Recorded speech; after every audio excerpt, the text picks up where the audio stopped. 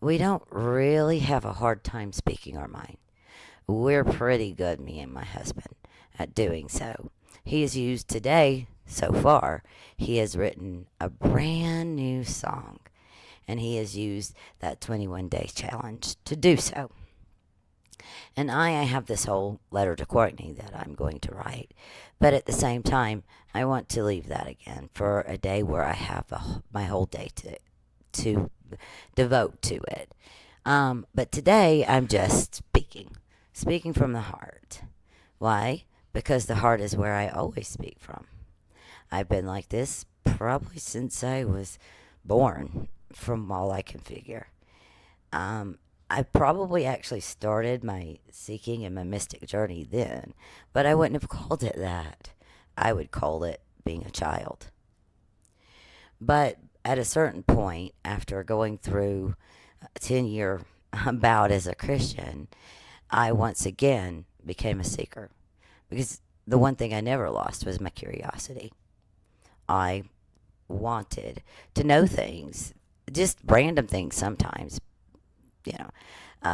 But whatever it was I wanted to know, I always researched. Especially once I got to college and had access to computers and the internet, I researched till my heart's concerned, till my heart's content. Whatever I wanted to research, I researched, whether it be a science or a pseudoscience or a spirituality. I ran across the Gnostics, I think, right before I went to college, right before I met my husband. My sister and I ran across the Gnostic Gospels, or the idea of them. I don't think that we read much of it, but we had heard about the Dead Sea Scrolls. And that sort of thing interests us because once we left the Christian doors at 16, that didn't mean that we didn't believe in anything. It just meant that we did not like what we saw with the difference between what Jesus was saying that we should do and what we were doing as a church. So we walked out and didn't go back to religion. Now, that doesn't mean I haven't been to church since.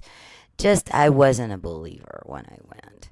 But what I did believe in was that there was a man who could do those things, a mystic that could do those things.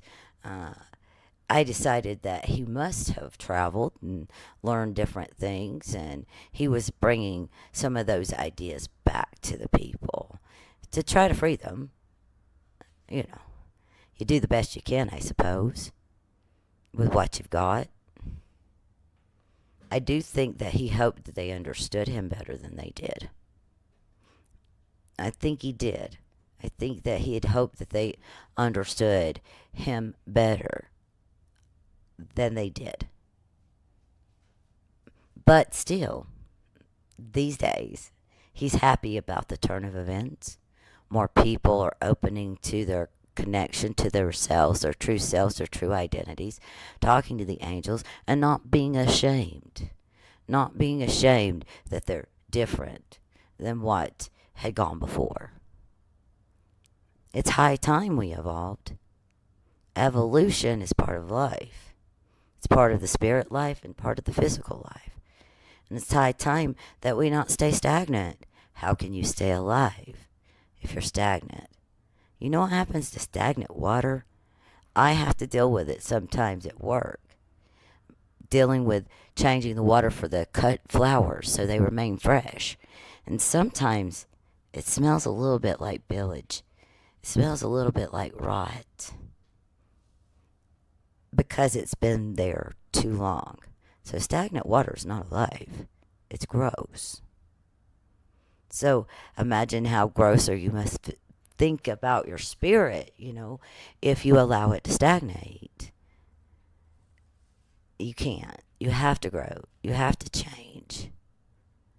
That's just part of it. How can you think that you've become everything that you are when you're just 20, more or less? Like, I had a change, a very real change in my late 40s, and I don't just mean menopause. A physiological change in my body that threw me for a loop for a little bit. It's around the same time I spoke to the angels, and they were able to help me through it because it's rare, very rare, the condition that I have. So, those are the kinds of things that I've dealt with all my spiritual life. Something big will happen, and then I have to assess it, work through it, figure out what it means to me, for me, and then apply what I've learned from that to help myself change and grow. But this one was something very unique because I'm not sure how you prepare yourself to for your body to start orgasming on its own. I'm not sure how one would prepare oneself for such a thing, especially since, it's probably going to take years before they totally bust the genetic code, and then finding out what piece that is in someone's DNA so you can look for it to see if they might be prone to it. It's going to take a long time. It's rare, and it's not something people like to talk about. I understand, because it can set up these nasty programming in your head that you didn't even realize you had. I broke my Christianity. I deconstructed it years ago, starting when I was 16. Yeah, it took years, and there was a few things that would pop up here and there. But I thought I had totally broke the whole idea that they set up about sex and how it's bad and those sort of things. And it turns out there was part of me that still held that and called myself a whore in my head for no reason. I had done nothing bad. My body just changed. And I wasn't even seeking it out. I wouldn't even know how one seeks such a thing out. So it was for a while a little bit of a mental disturbance because at the time that I was feeling it logically, I knew I shouldn't feel that about myself.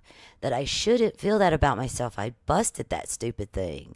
I wasn't problemed by sex. I didn't have a hang up about sex and sexuality. So, I felt those ancient fears of dragging myself to hell, of stealing from people, of a lot of things that I should have never felt about myself. Because again, I wasn't doing anything wrong. My body changed. My body changed. So, I guess that might be all that I have to say tonight. But this was a very, very, very good exercise. I think everyone should. Everyone should be able to speak their mind. Now, this is something I'm not unused to because even before I started speaking to spirit guides and the angels and such, I always talked to myself. Always.